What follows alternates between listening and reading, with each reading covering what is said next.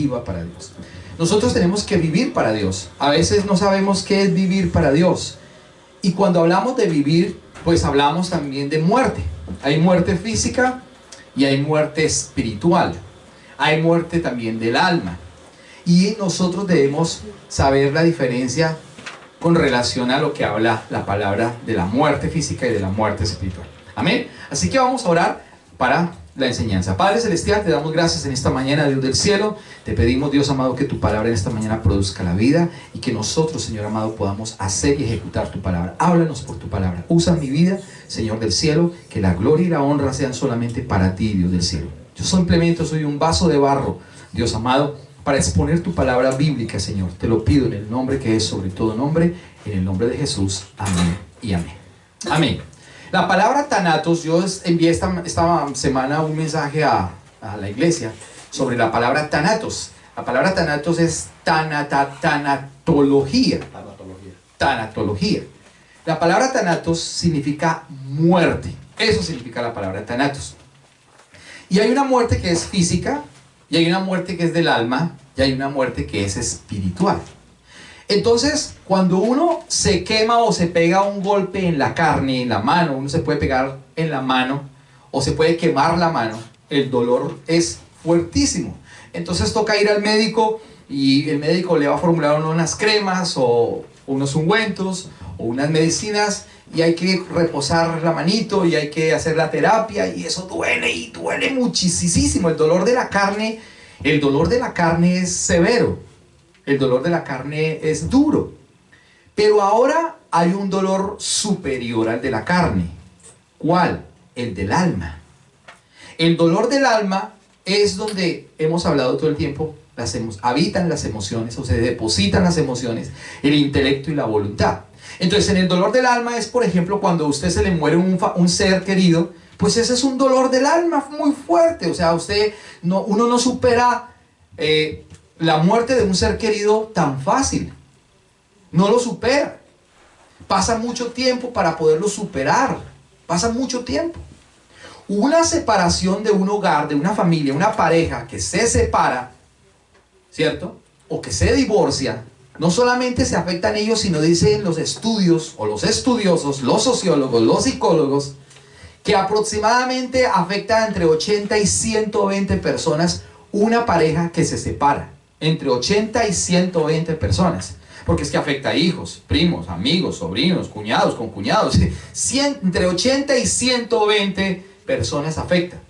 Y esa separación pues también duele. Sea de un lado, o sea del otro, o sea de los dos lados. ¿Pero va a doler? Claro que va a doler. Ese es un dolor que no tiene cómo superarlo con una pastilla, con un ungüento, con una cremita. No. Porque eso es un dolor del alma, es un dolor tremendo, una separación familiar, una separación con un hijo, una separación de esposos. O sea, es un dolor tremendo del alma. Si el de la carne duele, el del alma es superior. Ahora, la pregunta es, ¿cómo será entonces el dolor de la separación del hombre con Dios? ¿Qué es la separación del espíritu? Y ese dolor es todavía más superior. Es más grande el dolor, la distancia, la lejanía. Claro, el hombre natural que no conoce a Dios no lo siente en este momento. Pero cuando una persona muere o fallece, inmediatamente el espíritu de esa persona sale del cuerpo y se da cuenta de su única y verdadera realidad. La realidad o el problema no es morir. El problema es para dónde se va a ir. Ahí está la diferencia. Y eso es lo que nosotros debemos saber y conocer. A nosotros se nos enseñan muchas cosas desde pequeño. Cómo ser buen hijo, cómo ser un buen estudiante, cómo ser un buen esposo, cómo ser un buen profesional, cómo aprendemos inglés, técnicas de inglés. Todo eso está bien, pero no se nos enseña cómo obtener la vida y la vida espiritual. Y además cómo permanecer en esa vida. No se nos enseña. Y entonces, como no se nos enseña, pues no lo vemos como relevante o como importante. Así que vaya conmigo a Romanos el capítulo 5, por favor. Carta a los Romanos, el capítulo 5, del verso 12 hasta el verso 21. Carta a los Romanos, el capítulo número 5, del verso número 12 hasta el verso número 21. Dice el título: Adán y Cristo.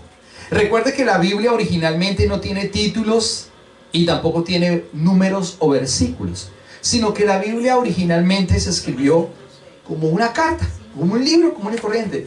Más adelante, acuérdense que los judíos masoretas en el siglo número 4 o en el siglo IV le colocaron los números, y no a todos los libros, sino poco a poco los números, los versículos. No fue que Jesús o que los escritores sagrados al comienzo pusieron los números, el 1, el 5, el 10, el versículo 4. No. Más adelante se colocaron esos números como para que la gente pudiera tener un mejor entendimiento del texto. Y los capítulos, después se colocaron precisamente unos capítulos, unos títulos, pero eso no existía originalmente. Entonces en la Biblia, en la Reina Valera 60, dice el título Adán y Cristo. Del verso número 12 hasta el verso 21 lo vamos a leer. Dice la palabra: por tanto, como el pecado entró en el mundo por un hombre, y por el pecado la muerte, así la muerte, así la thanatos, pasó a todos los hombres, por cuanto todos pecaron. Pues antes de la ley había pecado en el mundo, pero donde no hay ley no se culpa de pecado. No obstante, que reinó la thanatos. Que reinó la thanatos, la muerte reinó. ¿Desde dónde reinó? Ojo con esto. Desde Adán, que transgredió por desobedecer el mandamiento, hasta Moisés. Porque en Moisés ya se le entregó la ley. De ahí para adelante ocurre o se debe obedecer la ley para ser justificado por la ley. No por la gracia todavía, sino por la ley. Entonces está diciendo acá: pues antes de la ley había pecado en el mundo, pero donde no hay ley no se inculpa de pecado. No obstante reinó la muerte desde Adán hasta Moisés, aun en los que no pecaron a la manera de la transgresión de Adán, el cual es figura del que había de venir.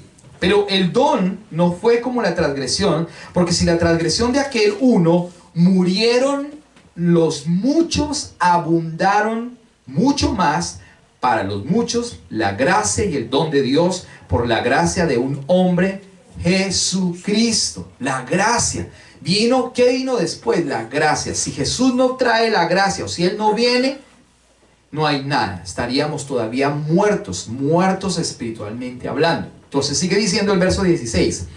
El verso 17. 16, gracias. Y con el don no sucede como en el caso de aquel uno que pecó, porque ciertamente el juicio vino a causa de un solo pecado, para condenación, pero el don vino a causa de muchas transgresiones, para justificación. Pues si por la transgresión de uno solo, mire lo que dice acá el verso 17, pues si por la transgresión de uno solo, que reinó la muerte, la thanatos. La thanatos estaba reinando. ¿Hasta dónde? Luego dice, reinó la muerte, mucho más reinarán ¿en qué? En vida. Mucho más reinarán en vida por uno solo, Jesucristo. O sea, la muerte está, pero ahora hay una opción mejor que la vida. ¿En quién? En Jesucristo. Luego sigue diciendo, los que reciben la abundancia de la gracia y el don de la justicia. Los que reciben. O sea, no es obligatorio. ¿Entiende usted? Ser cristiano no es obligatorio.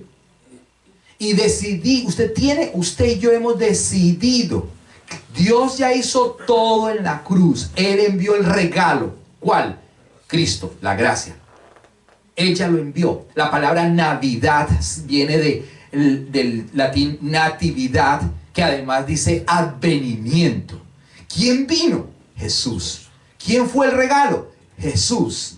Él vino para que nosotros tengamos la vida, porque por medio de él solamente está la gracia y quita la maldición de la ley. Pero no es obligatorio, es una decisión. Es una decisión.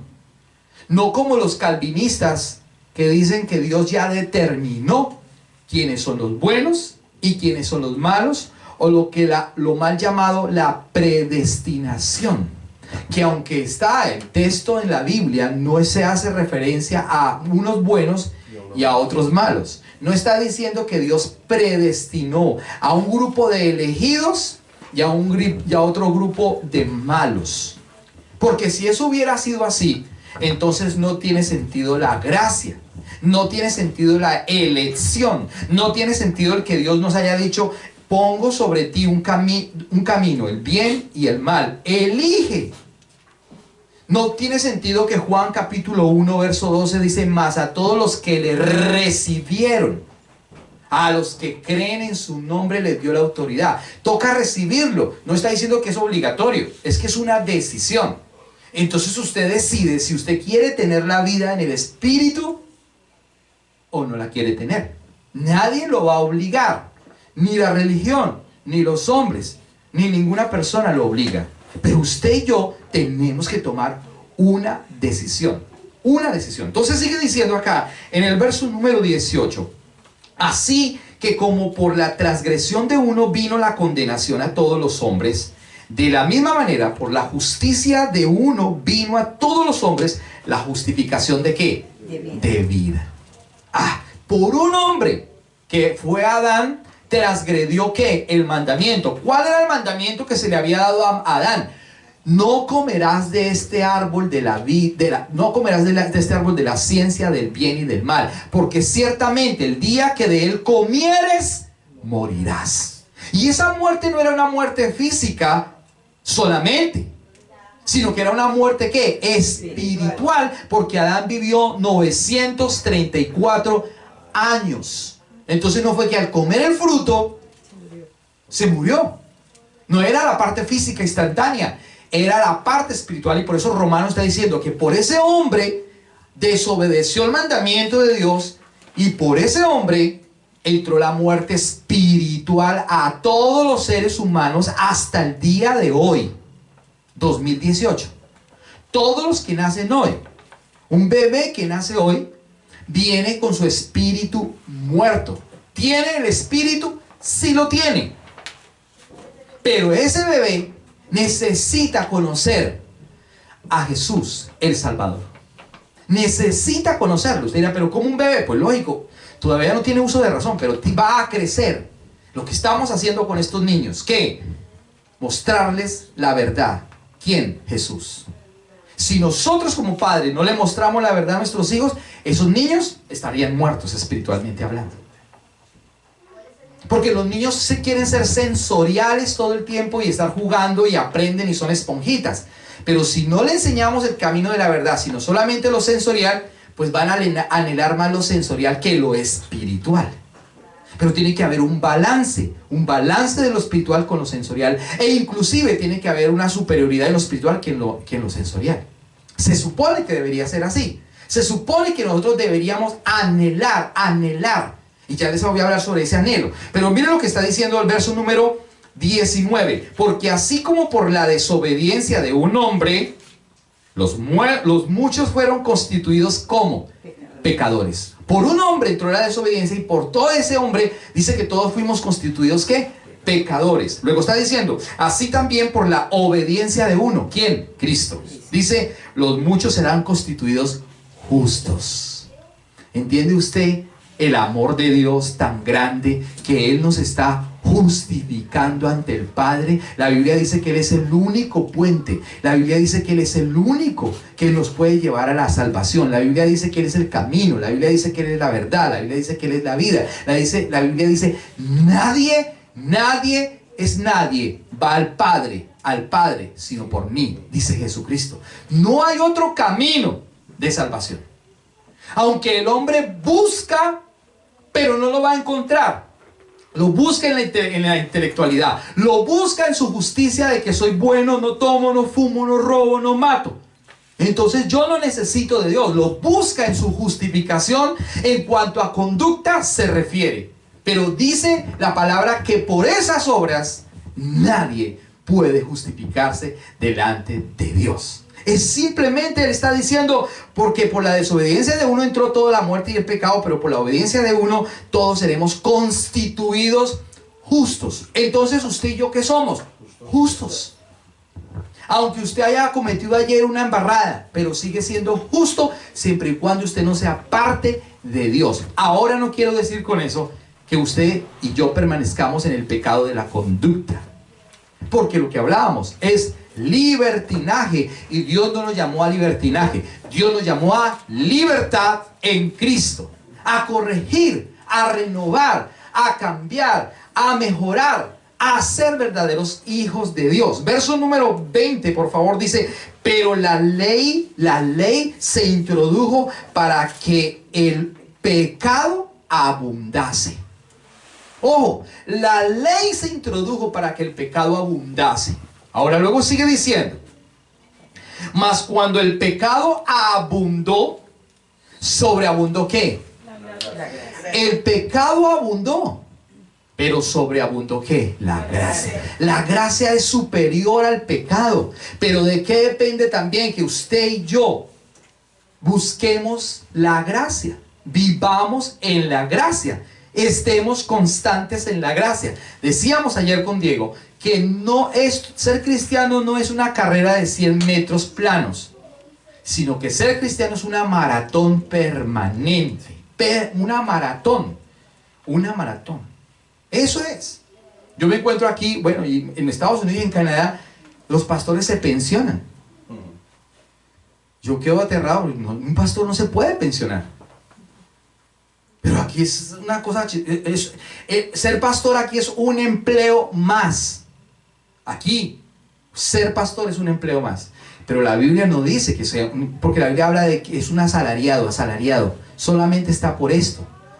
Pero nosotros, los verdaderos pastores, no podemos pensionarnos, sino que es una carrera hasta que se muera uno, hasta que uno se muera. Es eterno, tenemos que estar permanentemente. Si eso es en el trabajo ministerial, pues también en la vida espiritual. En la vida espiritual cada uno de nosotros debemos tener una vida espiritual permanente. No es que usted hoy es cristiano, hoy domingo es cristiano y mañana ya no es cristiano. O sea que mañana usted dice: no, pues ya cumplí. ¿Con qué cumplió? No, con ir, con congregarme.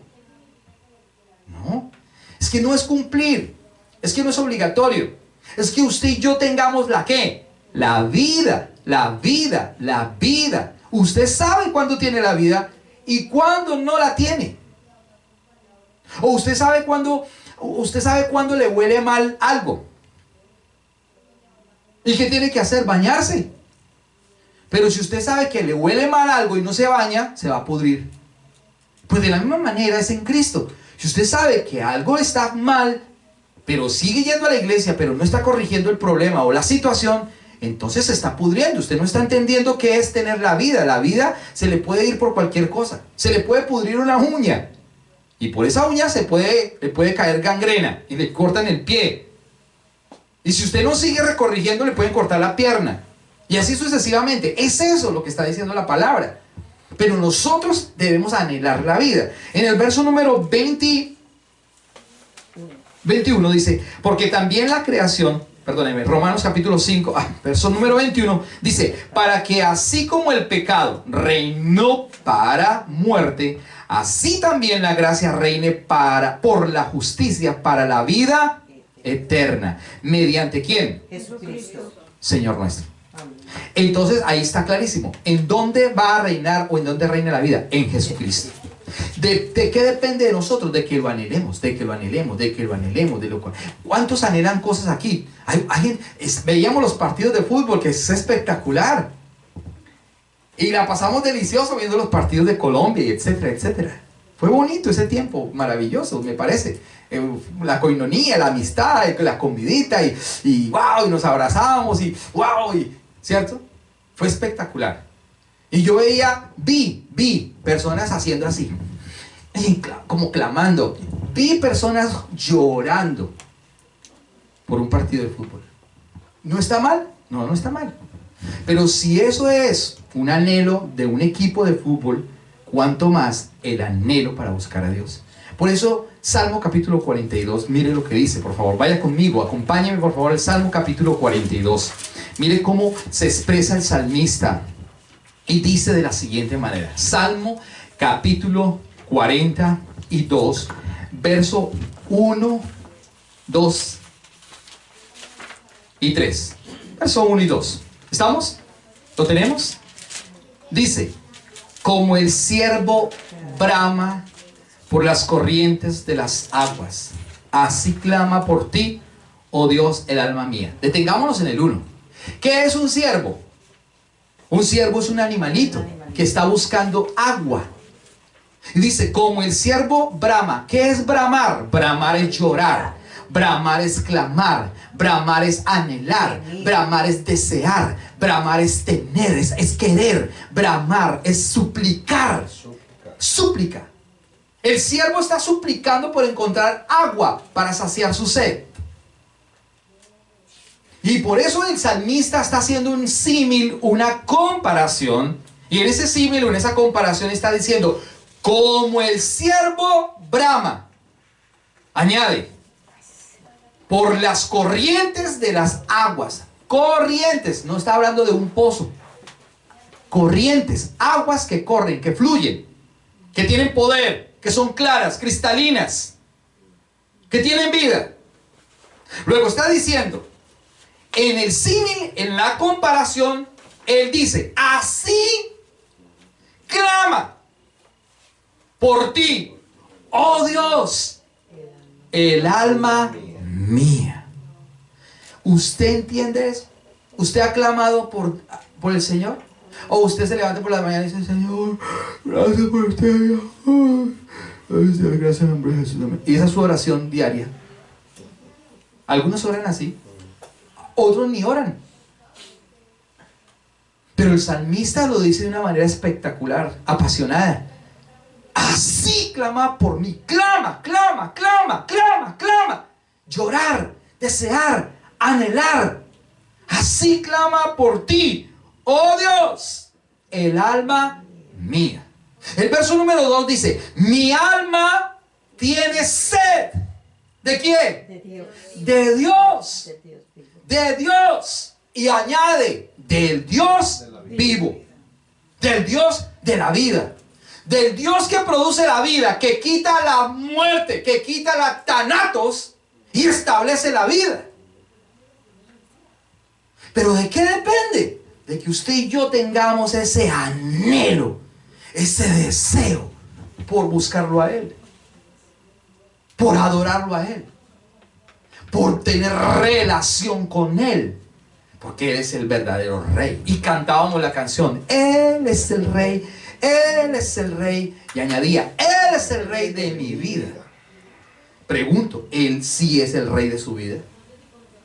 ¿O hay algo superior que está siendo entronado en su corazón y eso se está convirtiendo en su Rey? En su Rey. ¿Qué puede ser eso que está? El dinero, el trabajo. Los hijos pueden ser más que Dios. Conozco familias que adoran a sus hijos en vez de a Dios. Y conozco familias que le obedecen a sus hijos en vez de a Dios. Y conozco familias que se dejan manipular por sus hijos y tomar autoridad más bien y ponerse los pantalones para decir, no señor, vamos a buscar a Dios.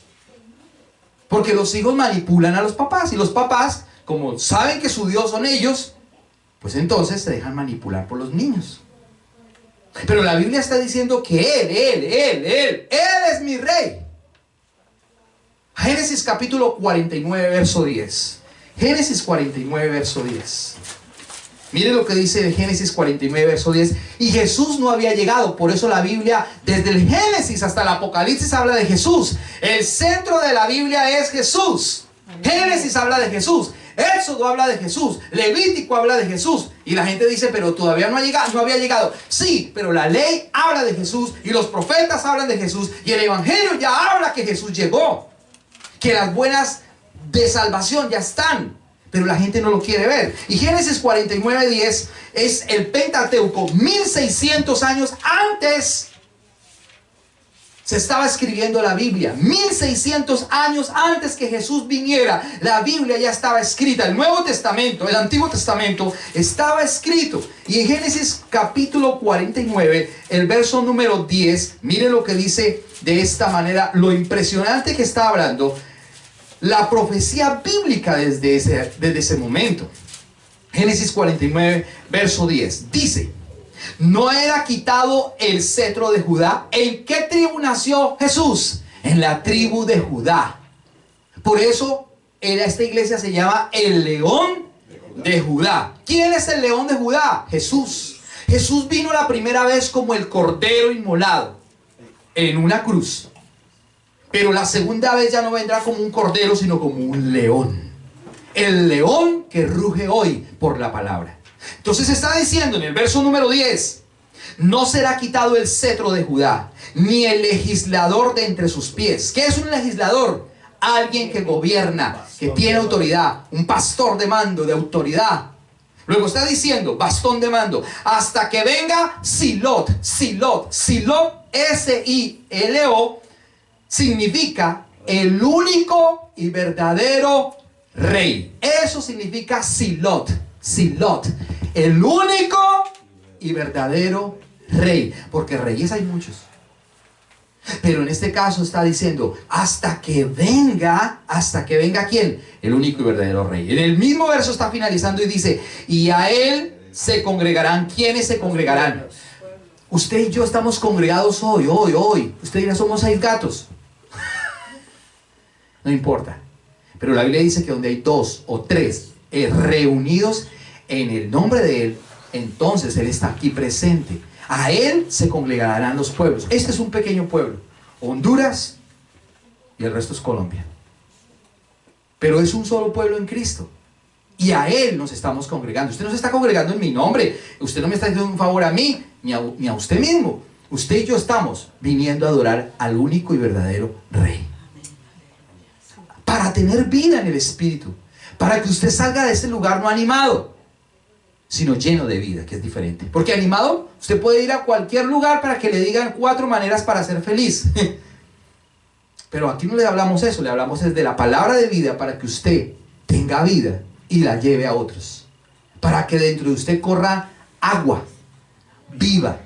Agua viva. Entonces sigue diciendo al final, en el verso número 11, miren el 11. No había venido todavía, y mire lo que dice el verso 11, atando la vid a su pollino. Ay, ¿cómo entró Jesús a Jerusalén? En un pollino. Un burrito. ¿Por qué Jesús no entró en un caballo árabe de paso? Porque el que hubiera figurado había sido el caballo. Porque hubieran dicho, miren ese caballo. ¿Qué caballo? ¿Qué pies? ¿Qué patas de ese caballo? El pelo de ese caballo, hermoso. Es un caballo árabe. Precioso. Y entonces Jesús había perdido el protagonismo. Claro, Jesús nunca va a perder ni ha perdido el protagonismo, pero él sabe, él entró como el pollino, el burro, el burrito. Usted y yo somos el burro, porque el que brilla es él. Amén. No nosotros, no el pastor. El pastor, porque es que el pastor, ay, mi pastor, ¿cómo huele mi pastor? Ay, no, es él. La Biblia dice en el Salmo 23, el Señor es mi pastor, nada me faltará. Nosotros somos vasijas de barro, todos, incluyéndome. No hay nadie superior aquí, el único superior se llama Jesucristo. Jesús es el superior, Jesús es el eterno, Jesús es el santo, Jesús es el Dios poderoso. Él dice acá, y atando la vid a su pollino y a la cepa, el hijo de su asna, lavó en el vino su vestido y en la sangre de uvas su manto. Sus ojos rojos de vino. Y ahí siguen hablando y sigue hablando. ¿A qué se refiere todo eso? El vino, de la sangre. ¿A dónde fue él? A la cruz del Calvario, a morir. Y fue lavado en sangre, en su propia sangre. ¿Se da cuenta? Y ahí está Jesús representado. Claro, algunos teólogos dicen que no, que eso no es ahí. La Biblia tiene 23.500 profecías y esa es una de ellas, con relación a Jesucristo. Entonces, volviendo al Salmo 42, por favor, no se vaya a apartar del Salmo 42. Salmo 42, versos número 1 y 2. Sí que continúa diciendo, ojo, dice, Como el ciervo brama por las corrientes de las aguas, así clama por ti, oh Dios, el alma mía. Mi alma tiene sed de Dios, del Dios vivo. Y luego pregunta el salmista: ¿cuándo vendré? ¿Cuándo vendré? ¿Cuándo vendré? Y me presentaré delante de Dios. Él se hace la pregunta: ¿cuándo vendré? Lo anhelaba. Entonces, ¿y cuándo será la final? ¿Cuándo es la final del partido? ¿Cuándo? ¿Cuándo? ¿A qué hora es la final? ¿Cuándo? Sí, somos apasionados. Pero ¿y por qué no es apasionado para el Señor? ¿Cuándo vendré y me presentaré delante de Dios? ¿Cuándo vendré y oraré? ¿Cuándo vendré y escucharé su palabra? ¿Cuándo tomaré tiempo para leer la Biblia? ¿Cuándo? ¿Cuándo? ¿Cuándo? Es que me da una pereza. ¿Cuándo vendré y me presentaré? ¿Cuándo vendré y me presentaré delante de Dios? El verso 3 dice: fueron mis lágrimas, mi pan de día y de noche, mientras me dicen todos los días: ¿dónde está tu Dios? O sea, se le burlaban al salmista y le decían: ¿dónde está tu Dios? Y a veces pasamos por dificultades y le dicen a uno: bueno, ¿y dónde está tu Dios? Yo te veo mal, cada día peor. ¿Dónde está tu Dios? Pero el salmista lo anhelaba, el salmista lo deseaba, porque él estaba queriendo, anhelando ¿qué? La vida, la vida. Y eso es lo que nosotros tenemos que anhelar hoy, la vida. Nosotros, aunque tengamos cosas que hacer, aunque nos preparemos académicamente, aunque tengamos una posición, aunque usted compre un carro, una casa, usted tenga todos los proyectos habidos y por haber aquí en la tierra, por encima de todos esos tiene que haber un interés superior. Y ese interés superior es conocerlo a Él, es tener la vida, es anhelarlo a Él, es bramarlo, es bramar, es llorar, es clamar, es desearlo. Ayer Diego me comentaba algo tan espectacular que me hizo sentir muy feliz. Y él decía: yo he ido en mi carro y de un momento a otro yo hablo con él y grito y parezco un loco, diciéndole: te amo, Señor. Y yo decía: wow, es eso, no ser religioso, pero es abrir su corazón y decirle a Jesús: te amo, por todo lo que ha hecho por nosotros. ¿Quién hace eso? Dios. ¿Cuándo? Cuando anhelamos la vida, cuando lo anhelamos a Él, cuando lo buscamos a Él. Es solamente eso. Y esos son los episodios que Dios permite para que nosotros tengamos esa intimidad con Él, lo deseemos y lo anhelemos y estemos en esa comunión con Él. Eso es lo que está diciendo el salmista. ¿Para qué? Para tener la vida. Santiago capítulo 5, el verso número 20, está detrás de Hebreos, detrás del libro de Hebreos. Santiago capítulo 5, verso número 20, habla de una muerte del alma, ¿cierto? Santiago capítulo 5, verso número 20, dice: sepa que el que haga volver al pecador del error de su camino, salvará de muerte, de tanatos, salvará de muerte espiritual, de tanatos, un alma, y cubrirá multitud de pecados. ¿Qué significa eso? Que una persona que ya tiene la vida en su espíritu va y le predica o le muestra a Jesús a esa persona, al Salvador, le comparte de lo que está experimentando en su vida, en su ser. Va y le cuenta y le dice: mira, ya conocí a Silo, ya conocí al Rey, ya tengo relación con Él. Claro, nos tratan de locos, ¿no? De absurdos, de religiosos, de dementes, de lo que usted quiera.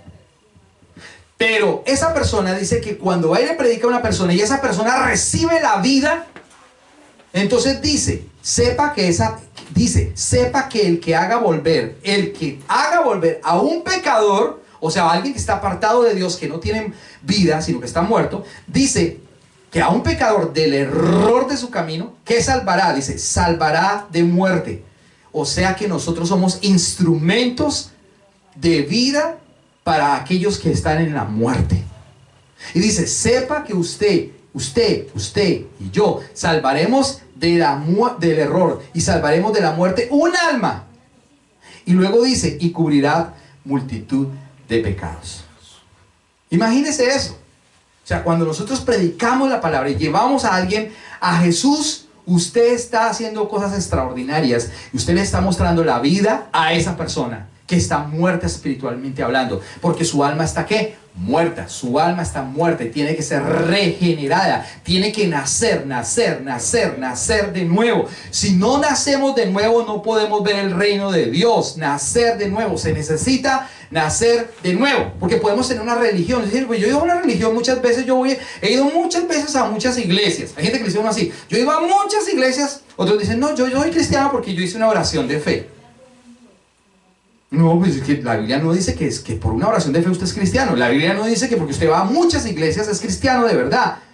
La Biblia no dice eso. La Biblia dice es que usted tiene la vida por conocerlo a Él. Juan 17:3.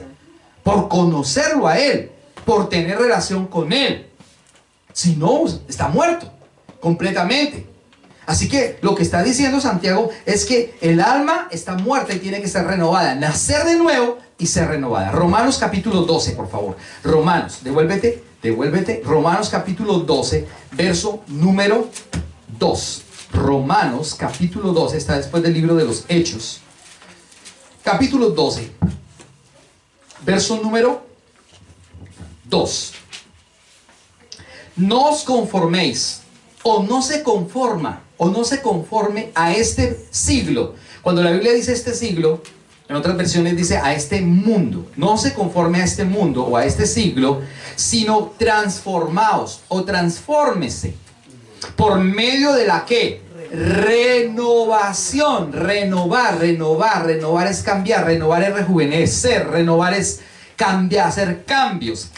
Tenemos que los cristianos tenemos que hacer ¿qué?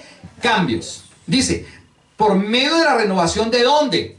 Del entendimiento. En el entendimiento, o más bien en el alma, se deposita el entendimiento. En el alma del ser humano está las emociones, el intelecto y la voluntad. Ahí está. Cuando una persona levanta sus manitos, es su voluntad, las emociones. Cuando una persona llora, las emociones. Cuando una persona está alegre, las emociones. Cuando una persona está triste, las emociones. Cuando una persona adquiere conocimiento intelectual, las emociones. Cuando una persona ve una película y llora, como ayer, las emociones. Ayer tuvimos una película deliciosa, comimos riquísimo aquí, la pasamos delicioso. Fue espectacular. Lloramos, reímos, cantamos. Las emociones.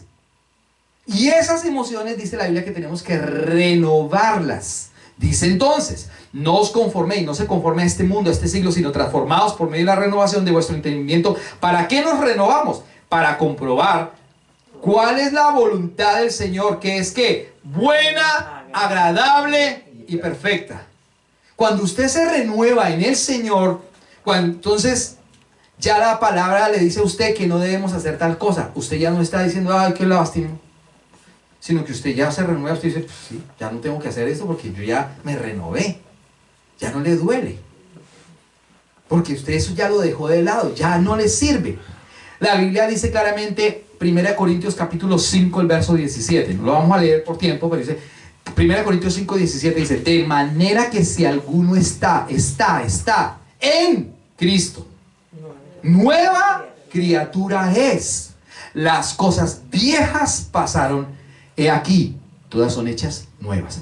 Entonces los cristianos que tenemos que hacer un balance de cómo éramos antes a cómo somos ahora. Porque antes hacíamos cosas que no agradaban a Dios, porque estábamos en las tinieblas, en la thanatos, en la muerte. Entonces era normal para nosotros, normal fornicar, normal adulterar, normal hacer, normal. No teníamos ni sentíamos dolor, porque era normal, tinieblas. Pero cuando la luz sale, esa luz nos muestra que estábamos muertos. Y entonces ahora tenemos que hacer un balance y nos renovamos y decimos, ya no lo hago. ¿Porque me obligan? No. ¿Porque me lavaron el cerebro? Sí, con la palabra. Con la palabra se lava el cerebro del ser humano. Con la palabra se renueva la mente, el alma. Por eso dice, renovando nuestro entendimiento. Si usted no renueva el entendimiento, usted hace un balance y dice, entonces la verdad no soy un verdadero cristiano. Soy un simpatizante. Me gusta ir a la iglesia. Chévere. Me gustan las alabanzas, dicen algunos. Los cánticos, los coros, los himnos. Lindo, lindo. Pero eso no tiene nada que ver, ni los cánticos, ni las alabanzas, ni los himnos, sino que realmente usted y solamente usted tiene que saber si está vivo o está muerto. Usted. Por eso Corintios capítulo 11 dice claramente, en primera carta a los Corintios dice, pruébese cada uno a sí mismo. ¿Para qué? Para ver si está en la fe verdadera. Si no está en la fe, usted está jugando al gato y al ratón. Pero no se ha dejado pescar. Déjese pescar por el ratón, por el gato, que es Jesús. No quiero decir con eso que Jesús es un gatico. No, estoy haciendo un símil. Y nosotros somos los ratones. Déjese pescar, déjese amar, déjese encontrar, porque Él le quiere dar ¿qué? La vida. Por eso es viva para Dios. El tema hoy esta mañana es viva para Dios, viva para Él. Hay unas mujeres que vienen solo, ay, yo vivo para mi esposo. Ay, mira. Yo vivo para mí. Sí, usted vive para su esposo, pero realmente usted y yo vivimos para Dios. Debemos vivir para Dios. Usted debe vivir para Dios. Cada día debemos vivirlo para Él. Nuestros hijos deben vivir para Él. Nosotros debemos vivir para Él. Entonces, Romanos nos está diciendo que debemos renovarnos y no podemos adaptarnos a este mundo, a este siglo. Hablábamos también ayer con Diego, precisamente, este mundo, todo es normal. Todo es normal, el homosexualismo es normal, el lesbianismo es normal, la zoofilia es normal, todo es normal, aquí todo es chévere. Ya la bandera en el TD Bank de colores, multicolores, allá está ondeando, ¿cierto? En Toronto, los festivales gays, todo es normal, chévere, ay, este país es libre porque tiene una mentalidad abierta, open mind. No. Es que están retrasados. Es que ellos cambiaron la gloria de Dios por la de los hombres. Ellos cambiaron la verdad de Dios por lo de los hombres. Pero nosotros tenemos que ser diferentes. Tenemos que hablar la verdad. Y así cueste lo que cueste, pase lo que pase, suceda lo que suceda. Si en esta mañana entrara una persona ya con una ametralladora y nos dijera, nieguen a Jesús o los mato a todos, ¿ustedes qué harían? Otro, después, ay, no esperes, no, todavía no, porque espérame, despido a mi mamá. Ay, no se va a despedir. No se va a despedir. Niegue a Dios o muérase. Claro, a veces podemos decir sí, pero cuando llegue, si llegara ese momento, por eso nos reunimos aquí underground, que nadie sepa que estamos acá. No, mentira, eso no es verdad, sino que a lo que me refiero, no tenemos dónde más, pues lo hacemos aquí, pero wow, eso es espectacular. Pero lo que quiero decir es que usted y yo tenemos que tener la verdad, el carácter, viva para Dios. Se muere su físico, pero su espíritu está viviendo y va a cobrar vida por la eternidad. De hecho, ya tiene vida por la eternidad en Cristo. En Cristo, amén. Romanos 12:2, entonces ya lo hemos leído. Juan capítulo 11, el verso número 4, por favor. Juan capítulo 11, el verso número 4. Evangelio de Juan, capítulo número 11, verso número 4. Amén. Dice Juan 11:4. Evangelio de Juan, capítulo 11, verso 4. Dice, oyéndolo Jesús dijo, esta enfermedad no es para muerte, sino para la gloria de Dios, para que el Hijo de Dios sea glorificado. Hay enfermedades que son para muerte y hay otras enfermedades que no son para muerte. Está hablando de una muerte ¿qué? Física. No está hablando de la muerte espiritual. Hebreos 9:27. Devuélvete otra vez donde estábamos. Hebreos 9:27. Es que aquí se mueve mucha Biblia, hermano. En un banco que se mueve dinero. Aquí en una iglesia que se debe mover la Biblia. No las cosas raras. No, la Biblia. A la gente le gusta ir a las iglesias que se mueve la gente hartísimo y se caen, se vomitan, escupen. No, aquí se mueve la Biblia. En una iglesia se debe mover la palabra de Dios. Por eso hablamos y usamos la Biblia. Que se escuchen las hojas de la Biblia, que se escuchen. Hay iglesias donde no se escuchan ni las hojas de la Biblia. O están dormidos o algo está pasando. Pero la Biblia debe ser el centro de nuestras vidas, la palabra de Dios. Hebreos capítulo número 9, verso número 27. Hebreos capítulo 9, verso número 27. Dice: y de la manera que está establecido para los hombres, que mueran ¿cuántas veces? Una sola vez. Está establecido que los hombres mueran ¿cuántas veces? Una sola vez. Y después de esto, ¿qué va a venir? El juicio. No es que el juicio sea inmediato cuando una persona se muere, pero sí sabe esa persona en su espíritu si está separado para Dios o está cerca de Dios. Por eso la Biblia dice que ahí será el lloro y el crujir de dientes. ¿Cuándo? Cuando la verdadera persona... Es que el verdadero yo no somos nosotros. Este es un estuche. Ya hemos hablado que hay estuches más lindos que otros, más altos, ojos claros, uy, lindos, un pechote, ¿sí? Pero ese estuche se va a acabar. ¿Qué es lo que va a cobrar vida? El espíritu. ¿Y cómo cobra vida? Por la palabra.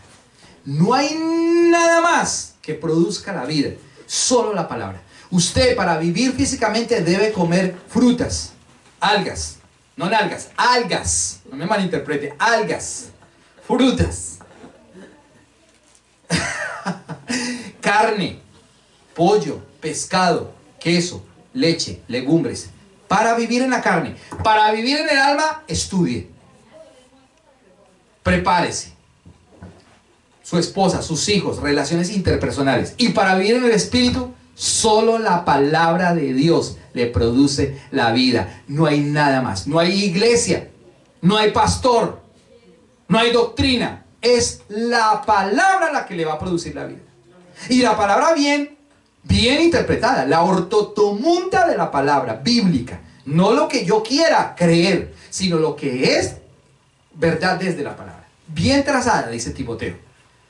Eso es lo que le produce la vida. O sea que usted también puede estar en una iglesia o no estar en una iglesia donde no le produce la vida. Usted tiene que conocer la verdad para saber si sí está en qué. En la verdad. En la verdad que le produce qué. La vida. Entonces Hebreos 9:27 está diciendo que de la manera que está establecido para los hombres que mueran una sola vez. Que mueran, la thanatos, una sola vez, y después de eso va a venir el juicio. El juicio será en el trono blanco o en el tribunal de Cristo, dependiendo del estado. Eso es otro tema. Primera de Juan, capítulo, ahora más atrás, primera carta de Juan, atrás, casi antes de Apocalipsis, primera carta de Juan, el capítulo 5, el verso 16, por favor. Primera de Juan, capítulo número 5, versos número 16 y 17, dice... Primera carta de Juan, capítulo número 5, versos 16 y 17. Dice: si alguno viere a su hermano cometer pecado, que no sea de thanatos, ¿se da cuenta que hay un pecado que no es de muerte? Si alguno viere a su hermano que cometer pecado que no sea de muerte. ¿Qué es un pecado que no sea de muerte? Espiritual. Un robo. Un robo. Eso es un pecado que no es de muerte. ¿Es un pecado de qué? Conducta. Pero dice que es un pecado. Si alguien roba, si yo veo a Henry robando, un ejemplo, se robó la cámara de la iglesia. Digo, ¿y qué pasó con la cámara? No, pues Henry se la robó. Ay, ¿cómo así? Todos empezamos a chismosear, ¿no? Entonces, ese pecado que comete Henry no lo va a llevar a perdición de vida eterna. Pero sí es un pecado de conducta. Entonces, ¿qué hay que hacer con Henry? Llamarlo al orden. Devuelva la cámara. Orar por él. Ayudarlo. Sí, eso es lo que está diciendo. Si alguno viera a su hermano cometer pecado que no sea de muerte, ¿qué está fumando? Se está dañando él y es un pecado que es no de muerte, pero sí es un problema de conducta. Por eso Romanos 12 dice: renuévese, no se adapte a este mundo, no se quede en las cosas de este mundo, cambie. Pero luego dice: y Dios le dará vida. Esto es para los que cometen pecado que no sea de muerte. Y hay pecado de muerte, ahora sí dice, y hay pecado de muerte por el cual yo no digo que se pida. ¿Se da cuenta? Aquí está diciendo Juan que hay un pecado de no muerte y que ese pecado de no muerte nosotros podemos llamar a la persona, orar por esa persona, exhortarla a que cambie. Pero cuando una persona, luego dice, pero hay un pecado de muerte, hay un pecado de thanatos, eterno. ¿Cuál? ¿Cuál es ese pecado de pecado eterno? Desobediencia. Apartarse de Dios. Desobediencia, sí. No tener relación con Dios es el pecado de muerte. Ese es el pecado de muerte, no tener relación con Dios. Y entonces dice que si una persona se aparta de Dios, mire lo que dice Juan, por lo cual yo digo que no se pida. Cuando una persona se aparta de Dios, ya usted ¿para qué ora? Hay gente que dice, vamos a hacer guerra espiritual, vamos a orar por el hermanito que se apartó de Dios. No, si se apartó de Dios, se apartó de Dios. Dice la Biblia que no pida. Ay, ¿cómo así? ¿Se apartó? ¿Quién intercede ante el Padre? ¿Nosotros somos los intercesores? No, nosotros hacemos una oración intercesora, pero el Espíritu de Dios o el mismo Jesús es el que intercede ante el Padre, por Él. Pero yo ya no puedo pedir. ¿Te das cuenta? Y tan delicado que es esto. Por eso es mejor no apartarse.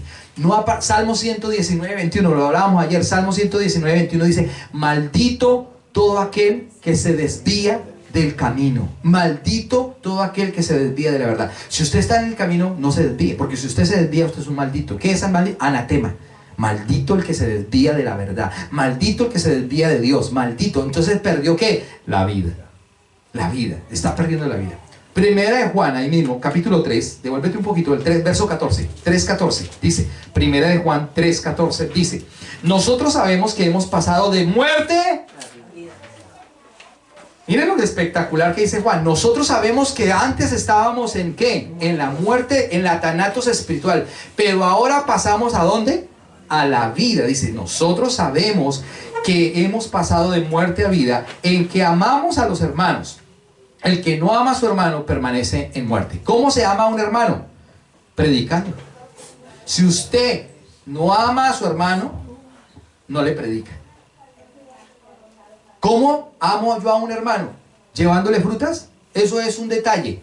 Pero cuando usted lo ama, le predica del Salvador. Ahí está la diferencia. Usted le puede llevar arepas. Ahí lo está bendiciendo en la carne. Pero todavía no le está ¿qué? Amando.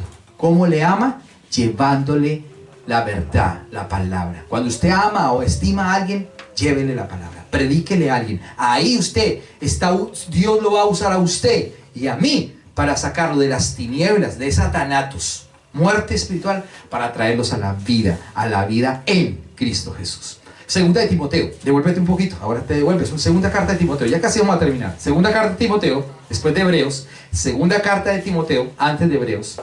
Capítulo número 1.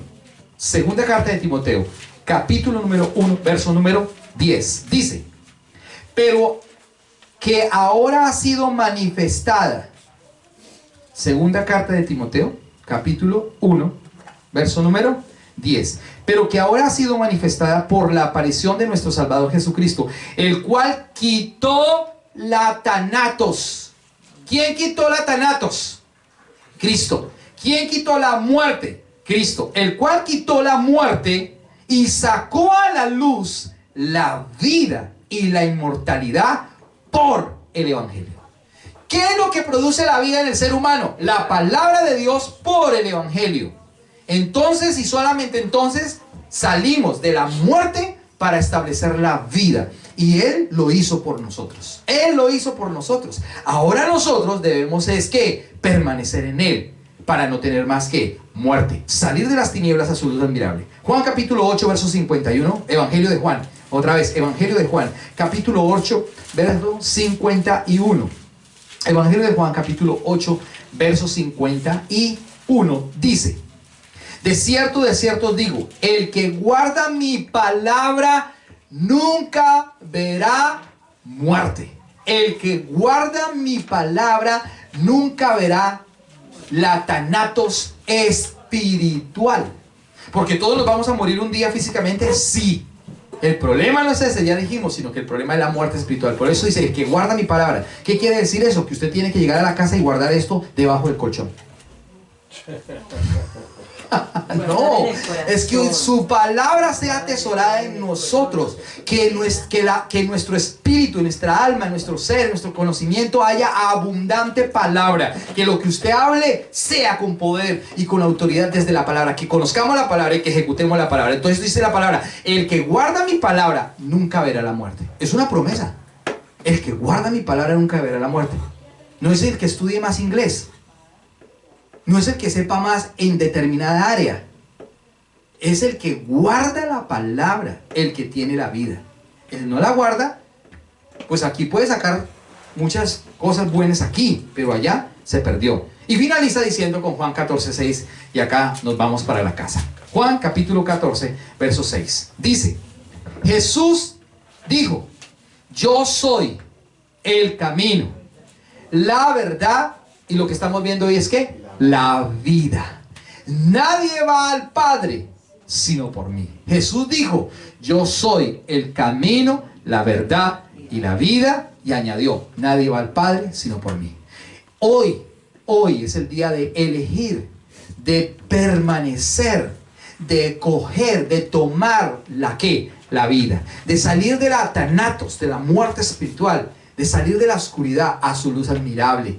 Dios hoy nos está dando esa oportunidad. No podemos ser religiosos, sino que tenemos que realmente saber que tenemos la vida. Que cuando usted salga de aquí ahora a hacer sus diferentes actividades, sepa en su espíritu que usted tiene la vida. Y no que salga solamente emocionado y dice, uy, chévere, chévere, chévere, chévere. Y a las 2 horas algo le pasó y se desinfló. No, su merced. O es o no es. O somos o no somos. ¿Qué es lo que nos produce la vida entonces permanentemente a pesar de las pruebas, los problemas y las dificultades? Su palabra, su palabra. Nada más. Si usted y yo vamos a continuar con problemas y con dificultades, claro que sí, la Biblia dice, en el mundo tendréis aflicción, pero confiad, yo he vencido al mundo. Y si el Señor venció al mundo, pues nosotros también, porque tenemos su palabra. Así que la invitación en esta mañana es, viva para Dios, anhele su palabra, anhele su presencia, como el siervo busca, anhela, brama. De esa misma manera nosotros debemos anhelar a Dios, buscar a Dios, búsquelo, búsquelo, búsquelo, búsquelo. Si en su casa hoy le dijeran a usted que debajo de su casa hay una huaca de 3.000 billones de dólares, ¿usted qué haría? Usted la tumba. Y aunque no tenga dinero, va al TD Banco, a cualquier banco que le presten para contratar un equipo y sacar, cavar hasta encontrar el tesoro. Pues sabe una cosa, cabe en la palabra, porque aquí está el tesoro que produce la vida. Padre Celestial, te damos gracias, Señor, en esta mañana, Dios del cielo, por tu palabra, porque tu palabra es viva y eficaz.